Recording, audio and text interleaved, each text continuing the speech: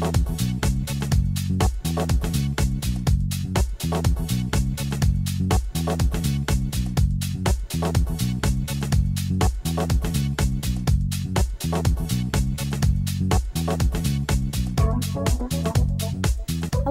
and welcome to Wired In. I am Diana Galata, your host.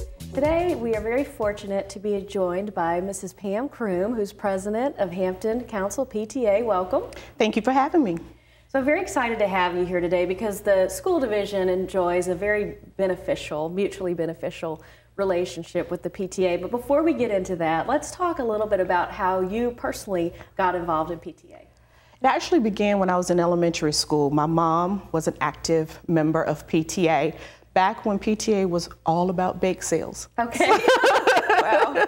We have evolved since then. Yes, we have. I actually have 5 children, and so I've always been a part of PTA. I have a 26-year volunteer history with PTA, and I've served in every position there is to have served in. So then how did it work out that you're now Hampton Council PTA president? I actually got a little break between my 3rd child and my niece and nephew that I now have custody of. And so when I entered back into Hampton City Schools, I wanted to be more involved, had an opportunity with one of our school board members, Monica Smith, and Teresa Seekins at Moton. And they kept me very active. And so I just rose the ranks of Hampton Council PTA. Great. Well, tell us a little bit about how the Hampton Council PTA supports the division as a whole. Well, as you know, we are a part of the National PTA Association that actually advocates on the federal level for legislation for our schools. And then we're under the umbrella of the state organization, Virginia PTA. And we assist them on the local level and at the state level with advocating for full funding for our schools, teachers. We are also that arm of fundraising for discretionary funds for our schools to provide additional resources for our teachers, for our schools, such as playgrounds, computer equipment, or programs for the computers that are in the schools. We also have those fun activities for families to participate in that are not sometimes always the core issue for our schools. So we bring those opportunities to our schools. Well, and another thing that I know I personally appreciate that you all do is you have a very strong social media presence. And you do a great job of retweeting or publicizing the school division good news, the school good news. And so tell us a little bit about the social media and why you all are involved in that. Is that encouraged at the national and state level? It is encouraged. That is one way to stay connected to our families, to our communities, for them to know what's happening in our schools. Part of our mission is that parental involvement. So the more they know, the more they are going to participate in the school activities. So as a partner of Hampton City Schools, which we appreciate being able to actively be in the buildings, it is our duty and our role to make sure that our families and the community know about what's happening in our schools and the good things that are taking place. And so you made it much easier because I believe you are the queen of media in your position, and so we just try to follow suit with your leadership in that role. Well, I appreciate that, but what's great is that we have a lot of good news, and so it really makes it easy because there's always something to push out there through Twitter, Facebook, Instagram, all of those different places. So we appreciate you supporting our efforts to do that. You're welcome.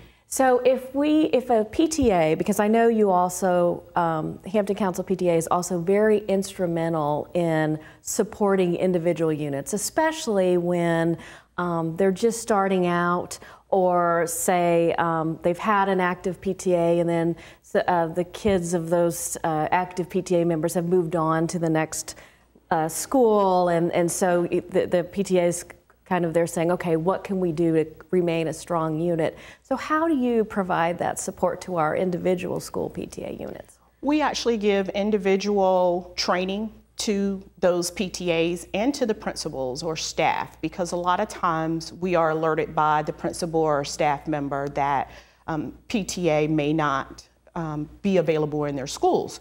So we go in and we talk with prospective parents that still would like to have PTA in the schools, and especially those teachers. And we appreciate our administrators that are very involved. And so we provide that one-on-one assistance for them to make sure that they understand that PTA is not a full-time job, that it is a very simple program to run in a school, and it's beneficial for the schools. We don't want any school not to have a PTA because of the fact that we bring in that discretionary funds for the schools in order to support the resources that are needed, and that communication piece of trying to build the bridge between the schools and the parents, that they have a voice in our schools. So we just go in and talk about those things, and we have been very successful at reinitiating PTAs that have lost volunteers to actually run the units. And it's hard because some people are working 2-3 jobs, and it is a volunteer position. But I know when my kids were little, as a parent, that's how I liked to stay connected to the school, was by becoming involved in PTA. So I would encourage parents out there who really want to, not only do you help the school, but it's also a way to help yourself and know what's going on in your school and stay connected to your child's school. So it's a very important link between the home and the school. Absolutely, because that is that way, as you say, to stay connected to the school, know what's happening, because you're getting information from both sides and you're getting it from a parent's perspective.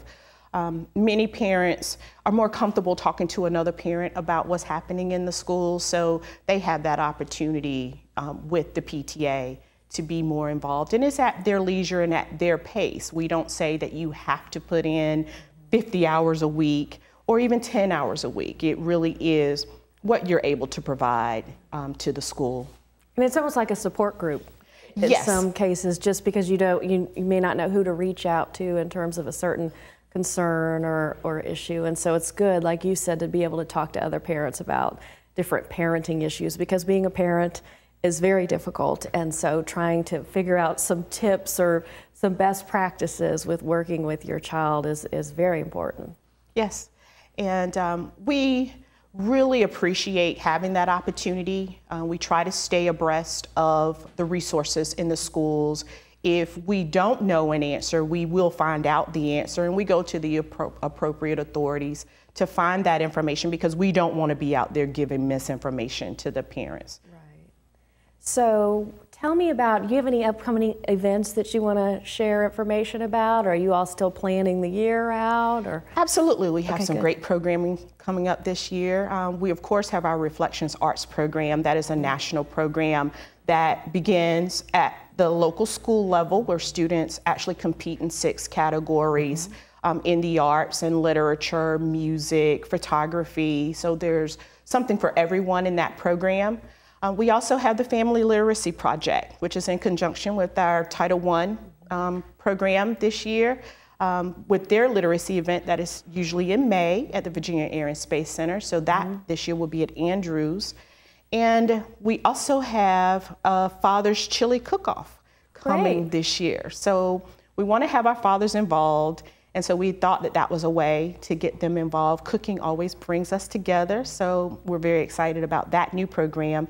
And then we also have the Career Connection Week in November for our middle schools for career exploration. So we're very excited about new programs as well as some of our old programs that our families and students are familiar with. So our viewers could go to your website, your Facebook page, your Twitter feed to find out more information on those events. Yes, everything will be posted and advertised there. And we also hope to have everyone join PTA so that they can stay very involved and informed. And should they contact you to do that, or is it best for them to contact their school directly to join PTA? It is best that they contact their school directly. Each school has a PTA this year. We're very excited, and so they should receive membership information through their school. Great. So as we get back to school very soon, parents need to be looking for that information. Yes. Is there anything else you want to share about PTA Council? Well, we're very excited. This evening, the mayor will be proclaiming the month of September as Family Engagement Month in the city of Hampton.